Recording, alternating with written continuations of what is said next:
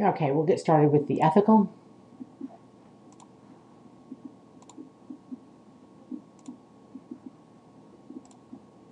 Okay, and so here you see a picture of Don Juan.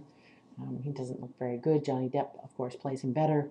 But nonetheless, here you have Don Juan. And this is probably just one of his 1003 conquests, which, of course, he had his servant write down so that he wouldn't forget them all.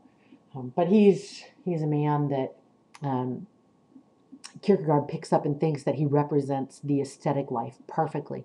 And then when A gets this collection, he finds this diary, this mysterious diary in a drawer. He pulls it out and he begins to go through them. Is he the editor? Is Johannes, is he really the one, or the seducer? Who is it that writes this?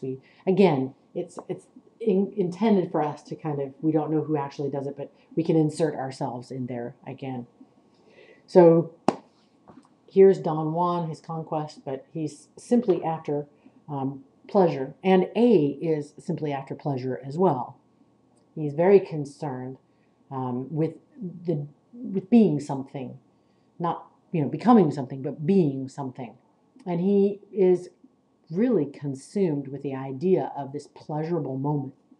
You have these experiences, and then you have a pleasurable moment in there. We all know how fleeting that is.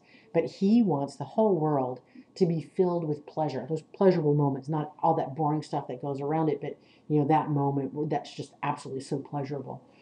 So he says, if I'm going to do that, I'm going to have to get rid of this life of reflection, self-consciousness, thought, agony of choice, the business of always having to become something. He simply wants to be idle, do nothing, but not be bored. Just live that moment, live that unreflective life of pleasure. And he wants immediacy. But we all recognize, and he's clever enough to recognize, that immediacy is not possible, because when you try to look for it, and this says it best, immediacy does not exist where it is sought. And that's right from Kierkegaard. When you say what you want, when you say that what you want is a life of pleasure, you realize that you're already past that, and you're now reflecting on how nice it would be. So you won't be able to find it anywhere, and even talking about it, you've passed it. So A is smart enough, sophisticated enough. He recognizes that no human being can attain the immediacy of the brutes. Animals really live in that pleasurable life. They're always going from pleasure to pleasure. But it's just not possible for us to do that. Don Juan for him is that pure, undifferentiated, unreflective desire. He's nothing more than embodied sensuality. If you saw the picture of Dorian Gray, you see that again, that embodiment of sensuality. Don Juan wants women, period. Wholesale. He doesn't care, short, tall, fat, skinny, ugly, old, doesn't care. Women, that's all he wants. But A says this kind of reduces him, him being a force of nature, it reduces him to kind of an animal, something subhuman. And so he realizes that I can't find this in the human experience, and I don't want to be put into the animal world. So this pure type, it exists in abstraction, in art or music. So what can A do? He decides he's going to make his life into a work of art. You see that in Dorian Gray. It's kind of played out again in that movie, that you have the portrait of Dorian Gray, and then Dorian Gray is living his life as art. But it doesn't work out so well for him.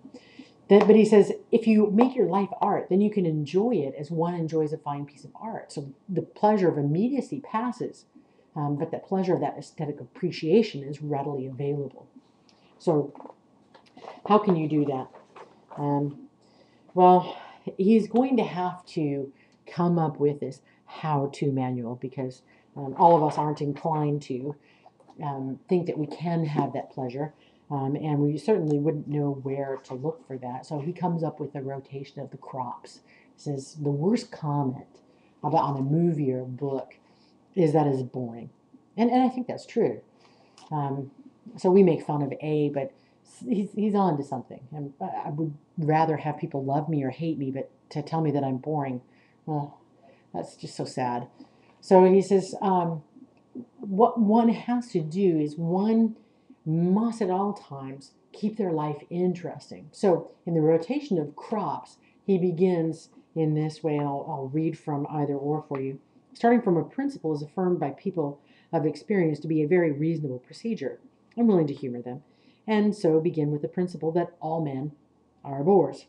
Surely no one will prove himself to be so great a bore as to contradict me in this. So we have this, you contradict me, and guess what? Now you're a bore. And see, I've proven that everybody's a bore.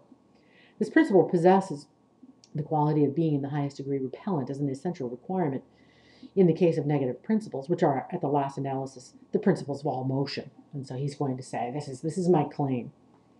He's going to say, the history of this can be traced from the very beginning of the world. The gods were bored, so they created man. Adam was bored because he was alone, and so Eve was created.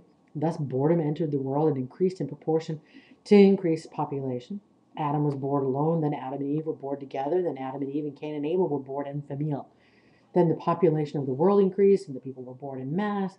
To divert themselves, they conceived the idea of constructing a tower high enough to reach to heaven. This idea is itself as boring as the tower was high, and constitutes a terrible proof of how boredom gained the upper hand. So basically, everybody's a bore. Everything's boring. So what can you do? Well, the only thing that you can do is you can make your life interesting, but you can't do it by changing fields, meaning that you can't travel from one place to one place to one place. Instead, you're just increasing your boredom. What you need to do is you need to get a variety in your circumstances. So you learn to rotate crops, and you learn to forget, not just bad experiences, which we always want to forget, but we want to forget pleasurable experiences too. The key is not to get too involved, but to live in such a way that we always have that freedom and that power to break away at any time or from anyone or anything. Otherwise, we're going to be at the mercy of someone who's boring or something that's boring. So he starts out in this way.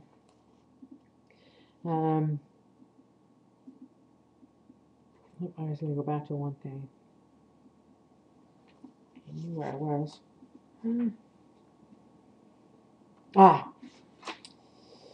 I want you to go back to the time when you are a teenager, when you're in elementary school. His idea of this variety is very similar to this. He says, my method does not consist in change of field, but resembles a true rotation method in changing the crop and the mode of cultivation. Here we have at once the principle of limitation, the only saving principle in the world. The more you limit yourself, the more fertile you become in invention. A prison in solitary confinement for life becomes very inventive, and a spider may furnish him with much entertainment. One only need hark back to one's school days when aesthetic considerations were ignored in the choice of one's instructors, who were consequently very tiresome, boring. How fertile in invention did one prove to be, how entertaining to catch a fly and hold it imprisoned under a nutshell, watching it run around the shell. What pleasure from cutting a hole in the desk, putting a fly in it, and then peeping down at it through a piece of paper. How entertaining sometimes to listen to the monotonous drip of water. How close an observer does not one become under such circumstances when not the least noise nor movement escapes one's attention. Here we have the extreme application of the method which seeks to achieve results intensively, not extensively. And so his idea is that what you're going to do is you never get too involved, but you maximize that experience, and you think about the monotony of the rain, the drops coming down, and you reinvent yourself. You make yourself interesting. So here's the idea. No friendships. Acquaintances are fine and should be plentiful. No marriage. The occasional affair adds interest, though. And no job or business. As we all know, there is nothing more boring than a job. And the key is to stay in control. And actually, I was going to make this 2 parts, but now I'm going to make it 3. So here's the, I'll stop here, and then we'll go on to the 3rd part.